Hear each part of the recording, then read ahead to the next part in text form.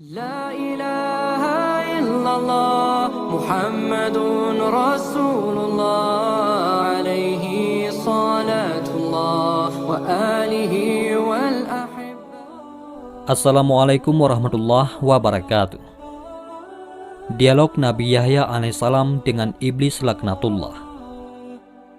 Abu Muqatil meriwayatkan dari Salih bin Sa'id dari Abu Sahal dari Al-Hasan bahwa Rasulullah SAW bersabda, suatu ketika Iblis laknatullah sang pengingkar Allah Subhanahu wa Ta'ala mendatangi para nabi dan berbicara dengan mereka. Ia mendatangi semua nabi, mulai dari Nabi Nuh alaihissalam sampai Nabi Isa ibnu Maryam alaihissalam, serta kepada nabi-nabi yang hidup di antara keduanya. Hanya saja, tidak ada nabi yang paling banyak dan paling enak diajak bicara, kecuali Nabi Yahya ibnu Zakaria alaihissalam. Suatu hari Iblis menemuinya. Ketika Iblis itu hendak pergi, Nabi Yahya alaihissalam berkata kepadanya, Abu Murrah. Nama sebenarnya adalah Al-Haris dan gelarnya adalah Abu Murrah. Allah Subhanahu wa Ta'ala menyebutnya dengan nama Iblis karena ia terputus dari segala kebaikan dan rezeki saat disuruh sujud kepada Nabi Adam alaihissalam. Nabi Yahya alaihissalam berkata kepada Iblis, Abu Murrah, aku ingin meminta satu hal kepadamu dan aku harap kamu tidak menolaknya. Iblis menjawab, ya, aku akan mengabulkan untukmu, wahai Nabi Allah. Nabi Yahya alaihissalam pun menyampaikan maksudnya. Aku ingin kamu menampakkan bentuk dan rupa aslimu, serta memperlihatkan berbagai bentuk perangkapmu yang kamu pergunakan untuk membinasakan dan mencelakakan manusia. Mendengar permintaan Nabi Yahya alaihissalam itu, Iblis berkata, Anda meminta sesuatu yang sangat berat. Permintaan Anda membuatku berada dalam kesulitan. Namun aku tidak bisa menolak permintaanmu. Hanya saja, aku harap jangan sampai ada orang lain bersama Anda yang melihatku. Akhirnya, keduanya pun bersepakat untuk bertemu pada esok harinya di saat siang. Pada keesokan harinya, pada saat yang telah ditentukan, Iblis tiba-tiba muncul dan berdiri di hadapan Nabi Yahya alaihissalam. Ia melihat ketentuan Allah Subhanahu wa Ta'ala yang agung. Tiba-tiba, Iblis tadi berubah bentuk menjadi mirip hewan yang buruk dan menakutkan. Bentuk fisiknya seperti babi, wajahnya seperti wajah kera, dan matanya memanjang sama seperti mulutnya. Ia tidak memiliki janggut, rambut kepalanya jarang dan mengarah ke atas. Ia memiliki 4 tangan, 2 tangan di bahu dan 2 tangan lagi di keningnya. Jari-jari tangannya ada 6, hidungnya menghadap ke atas. Ia memiliki belalai. Wajahnya mempunyai tengkuk, kedua matanya kabur. Ia pincang, bungkuk dan memiliki sayap. Baju yang dipakainya berkerut dan robek. Di atasnya ada berhala orang Majusi. Beberapa cangkir kecil mengantung di ikat pinggangnya. Lalu di sekitar bajunya ada 6 jenis minuman dengan warna yang beraneka ragam, seperti putih, hitam, merah, kuning, dan hijau. Di tangannya ada lonceng besar. Di atas kepalanya terdapat telur yang di tengahnya ada besi yang panjang. Selanjutnya Nabi Yahya alaihissalam berkata, Abu Murrah, jelaskan padaku tentang benda yang ada di atas bajumu. Apa itu? Iblis menjawab, benda ini menyerupai milik orang Majusi. Aku yang membuat agama Majusi dan aku memeluk agama tersebut. Nabi Yahya alaihissalam kembali bertanya, jelaskan padaku tentang cangkir kecil yang bergantung di ikat pinggangmu bagian depan. Iblis menjawab, wahai Nabi Allah, di dalamnya ada berbagai syahwat dan jerat perangkapku. Yang pertama-tama, aku jadikan alat untuk menjerat orang mukmin adalah wanita. Apabila dia tetap bisa taat kepada Allah Subhanahu wa Ta'ala, maka aku akan mendatanginya lewat pengumpulan harta haram agar dia tamak untuk mendapatkannya. Apabila dia tetap taat kepada Allah Subhanahu wa Ta'ala dan hidup zuhud, aku akan mendatanginya lewat minuman memabukkan, sehingga aku bisa mendatangkan semua syahwat ini kepadanya. Aku memastikan ada sebagian perangkap itu yang memperdaya orang mukmin, meski dia termasuk manusia paling warak sekalipun. Nabi Yahya alaihissalam bertanya, "Apa bentuk jerat tersebut?" Iblis menjawab, "Nabi Allah, jerat itu berupa berbagai bentuk aksesoris dan perhiasan wanita. Salah satu dari aksesoris dan perhiasan itu selalu mewarnai baju wanita, sehingga sesuai dengan wanita yang memakainya. Para lelaki pun akan terpikat melihat perhiasan yang melekat pada wanita itu." Nabi Yahya alaihissalam bertanya, "Apa lonceng yang ada di tanganmu itu?" Iblis menjawab, "Nabi Allah, ini adalah kumpulan sumber dari alat musik seperti kecapi, rebab, suling, gendang dan berbagai jenis alat musik yang ada di tengah-tengah masyarakat. Mereka berkumpul di pesta kemaksiatan dengan membawa salah satu alat musik itu. Lalu mereka bernyanyi, bersenang-senang, dan memainkan musik. Setiap kali melihat hal itu, aku segera memainkan lonceng ini, sehingga suaranya bercampur dengan suara musik mereka. Dengan begitu, mereka bertambah senang dan bertambah semangat dalam bermusik. Ketika mendengarnya, ada di antara mereka yang mengeluarkan telunjuknya, ada pula di antara mereka yang menghentakkan kepalanya, dan ada pula yang bertepuk tangan. Ini terus-menerus mereka lakukan sampai mereka puas." Nabi Yahya alaihissalam bertanya, "Telur yang ada di kepalamu, itu telur apa?" Iblis menjawab, "Jauhilah diriku dan perangkapku, seperti yang telah dijelaskan oleh para nabi, orang-orang soleh, para ahli ibadah dan mereka yang wara. Anda harus menjaga diri dari godaanku, seperti halnya kepalaku yang menjaga telur ini dari segala bencana." "Bencana apa itu?" tanya Nabi Yahya alaihissalam kepada iblis. "Laknat dan kutukan," jawab sang iblis. Nabi Yahya alaihissalam kembali bertanya, "Kemudian apa besi panjang yang ada di tengahnya?" Iblis menjawab, "Besi panjang adalah alat yang aku pakai untuk membolak-balik hati orang soleh." Nabi Yahya alaihissalam berkata, "Tinggal satu lagi." "Apa itu?" tanya si iblis. Nabi Yahya alaihissalam kemudian melanjutkan, "Mengapa bentukmu sangat buruk dan jelek?" Iblis menjawab, "Nabi Allah, ini karena nenek moyang Anda, yaitu Nabi Adam alaihissalam. Tadinya aku dari golongan malaikat yang mulia. Aku tidak pernah mengangkat kepalaku dari sujud yang kulakukan selama 400.000 tahun. Namun, aku melanggar perintah Tuhan dengan tidak bersujud kepada Nabi Adam alaihissalam. Allah subhanahu wa ta'ala pun murka kepadaku dan melaknatku. Aku pun berubah dari bentuk malaikat kepada bentuk setan. Padahal tadinya di antara malaikat tidak ada yang rupanya lebih bagus dariku. Aku pun menjadi buruk, menakutkan seperti yang Anda lihat sekarang." Nabi Yahya alaihissalam melanjutkan pertanyaannya, "Apakah kamu pernah memperlihatkan dirimu dan perangkapmu ini kepada orang lain?" Iblis menjawab, "Tidak pernah. Demi Tuhan, semua ini tidak pernah dilihat oleh manusia. Hanya Anda satu-satunya yang aku muliakan dengan ini."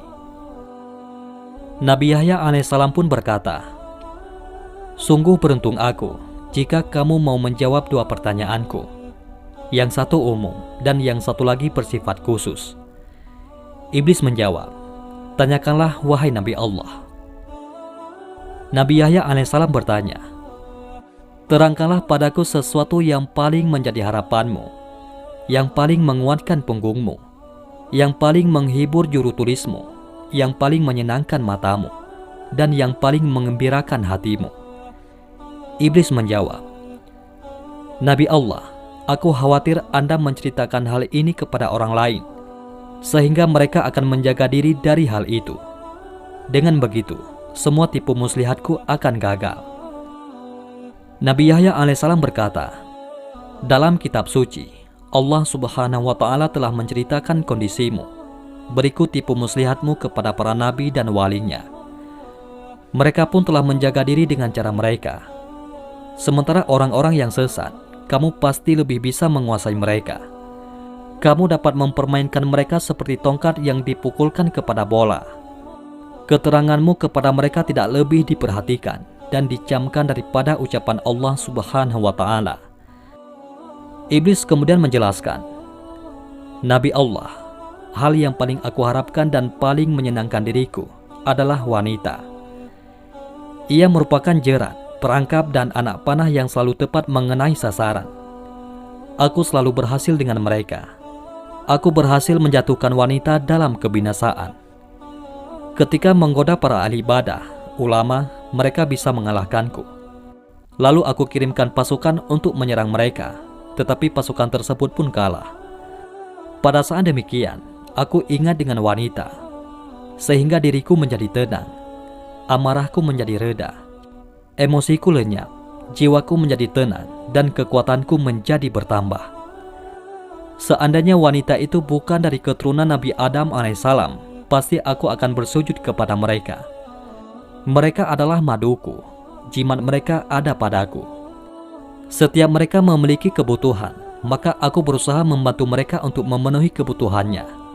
Pasalnya, mereka adalah harapanku, sandaranku, gantunganku, orang kepercayaanku, dan pembantuku. Kemudian Nabi Yahya alaihissalam bertanya, "Apa manfaat yang kamu dapatkan dengan menyesatkan manusia? Dengan apa kamu menguasai manusia?" Iblis menjawab, "Allah Subhanahu wa Ta'ala menciptakan kesenangan dan kesedihan. Allah Subhanahu wa Ta'ala juga menciptakan yang halal dan yang haram. Dia memberikan pilihan di antara keduanya kepadaku saat Nabi Adam alaihissalam diciptakan. Aku memilih syahwat dan kesenangan.